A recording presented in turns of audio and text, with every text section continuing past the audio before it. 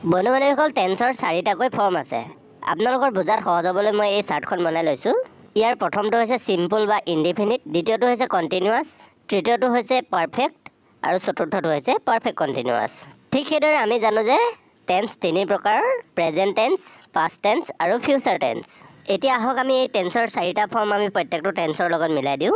এইখিনিৰ পৰা আমি লৈ আহিলোঁ চিম্পল আৰু এইখিনিৰ পৰা লৈ আহিলোঁ আমি প্ৰেজেণ্ট, হৈ গ'ল চিম্পল প্ৰেজেণ্ট টেন্স।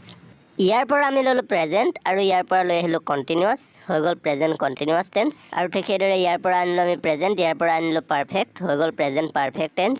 আৰু ঠিক সেইদৰে ইয়াৰ পৰা আমি আনিলোঁ প্ৰেজেণ্ট আৰু ইয়াৰ পৰা লৈ আহিলোঁ আমি পাৰফেক্ট কণ্টিনিউৱাছ, হৈ গ'ল প্ৰেজেণ্ট পাৰফেক্ট কণ্টিনিউৱাছ টেন্স। ঠিক সেইদৰে simple past, past continuous, past perfect আৰু পাষ্ট পাৰফেক্ট কণ্টিনিউৱাছ।